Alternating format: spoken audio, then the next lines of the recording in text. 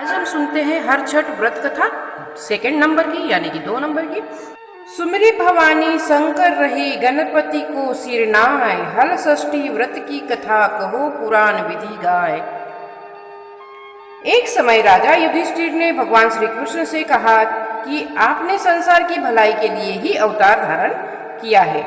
इस समय सुभद्रा और द्रौपदी अपने पुत्रों के मरण से शोकग्रस्त है तथा अभिमन्यु की स्त्री उत्तरा का भी गर्भ अश्वत्थामा के ब्रह्मास्त्र से खंडित हो रहा है। माता पिता संतान के बिना अत्यंत दुखी रहते हैं।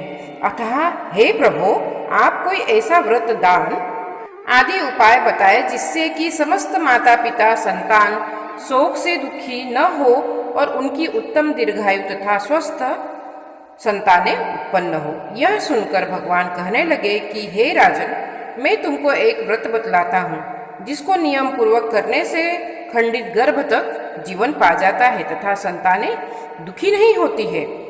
कथा का प्रारंभ किया। राजा युधिष्ठिर की प्रार्थना पर भगवान श्री कृष्ण ने कहा कि प्राचीन काल में सुभद्र नाम का एक प्रसिद्ध राजा था। उसकी रानी का नाम सुवर्णा था और उनके हस्ती नाम एक प्रतापी पुत्र था, वही जिसने अब की अपने नाम से हस्तिनापुरी बसाई है। राजपुत्र एक दिन अपनी धात्री यानी धाय के संग गंगा स्नान करने गया और गंगा जी में जल क्रीड़ा करने लगा। इतने में ही एक ग्राह उसे जल में खींच ले गया था।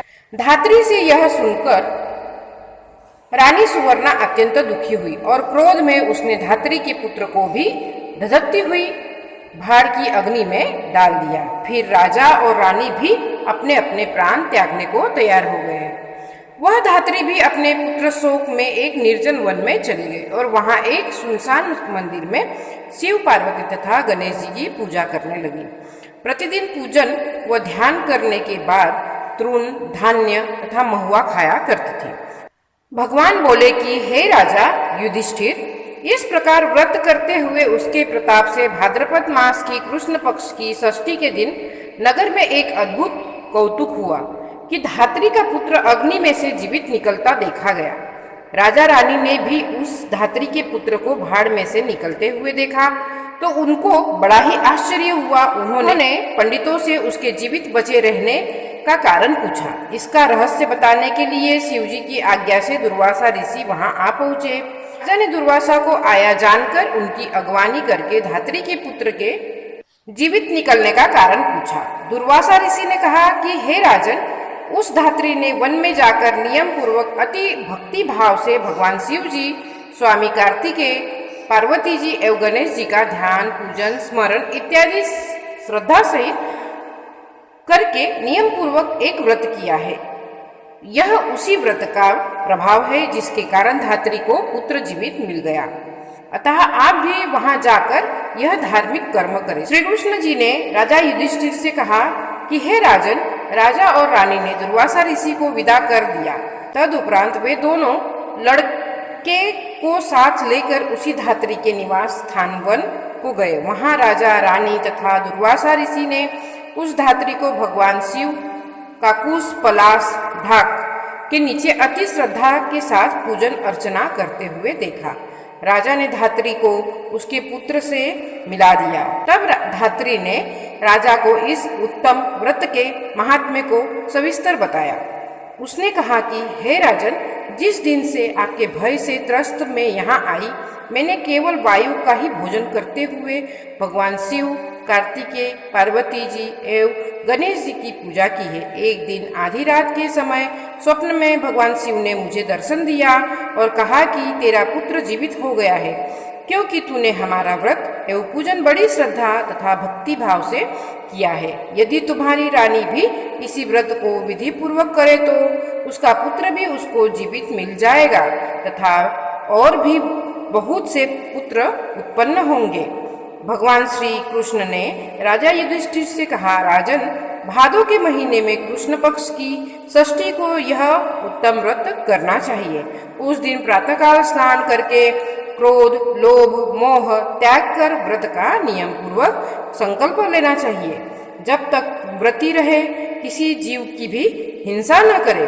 व्रत संपूर्ण करने के लिए चींटी आदि का भी मार्ग में उल्लंघन न करें तथा दोपहर के समय अपने मित्रों सहित पलाश, ढाक तथा कूश के नीचे भगवान शिव, पार्वती, स्वामी कार्तिकेय तथा गणेश जी की मूर्ति स्थापित करके धूप, दीप, नैवेद्य आदि से विनम्र भक्ति भाव से पूजा करें और प्रार्थना करके कहे कि हे सौम्य मूर्ति, पंचमुखी, शूलधारी, नंदी, श्रृंगी, महाकाय आदि गणों से युक्त आप भगवान शिव को मैं साष्टांग नमस्कार करती हूँ। शिव हर कांता, प्रकृति श्रेष्ठ हेतु, सौभाग्यदायिनी गौरी माता पार्वती को मैं नमस्कार करती हूँ। हे मयूर वाहन, हे क्रौंच पर्वत के विदीर्ण करने वाले कुमार श्वास और स्कंद आप स्वामी कार्तिकेय को मैं बारंबार नमस्कार करती हूँ। फिर गणेश एकदंत जी की प्रार्थना करके कहे कि हे प्रभु मूषक वाहन लंबोदर, आपको मैं साष्टांग प्रणाम करती हूँ। इस प्रकार इन चारों देवताओं की भली प्रकार पूजा करे, फिर ब्राह्मणों सहित गाजे बाजे से अपने घर को जाए। उस दिन समा के चावल का भोजन करे और दही, दूध, घी तथा मट्ठा विशेष रूप से खाए। दुर्वासा ऋषि ने कहा कि हे राजन, जो स्त्री पुरुष इस व्रत को विधि से करता है वह पुत्र और पौत्रवान होकर सुखी होता है। ऋषि की ऐसी बात सुनकर राजा रानी ने विधि पूर्वक इस व्रत को किया, जिसके प्रताप से वह राजपुत्र शीघ्र ही ग्राह के गले से निकलकर माता पिता से बोलने लगा। यह चमत्कार देखकर राजा रानी ने ऋषि दुर्वासा के चरण में नमस्कार कर दिया। इस व्रत के प्रभाव से राजा को और कई भी आयुष्मान पुत्र प्राप्त हुए तथा राज्य में अनावृष्टि, महामारी, दुर्भिक्ष आदि के उपद्रव दूर हो गए और राजा अनेक वर्षों तक निर्विघ्न राज्य करते रहे। श्री कृष्ण भगवान ने कहा कि हे युधिष्ठिर, यदि उत्तरा भी यह व्रत नियम पूर्वक करे तो उसके सब दुख दूर हो जाएंगे। भगवान के ऐसे वचन सुनकर राजा युधिष्ठिर कृत हो गए। तब अश्वत्थामा द्वारा खंडित किया हुआ उत्तरा का गर्भ भी इस व्रत के प्रभाव से जीवित हो गया। इस व्रत के करने से मन स्थिर होता है। इस प्रसंग को भगवान श्री कृष्ण ने राजा युधिष्ठिर से कहा तथा दुर्वासा ऋषि ने राजा सुभद्र से कहा कि हे राजन, इसको करने के उपरांत फिर उसका शास्त्रोक्त रीति से उद्यापन भी करनी चाहिए। उद्यापन में सुवर्ण, महिषी, गो और वस्त्र ब्राह्मणों को दान में दे। सोने तथा चांदी की मूर्ति बनाकर वेद पाठी ब्राह्मणों सहित उनका पूजन करे। दुर्वासा ऋषि ने कहा कि हे राजन, विद्वान धर्मनिष्ठ राजा युधिष्ठिर ने भी इस व्रत को उत्तरा से करवाया था, जिसके प्रभाव से उसका अश्वत्थामा द्वारा खंडित किया हुआ गर्भ उदर में हिलने डुलने लगा तथा वही गर्भ से राजा परीक्षित के रूप में प्रकट हुए।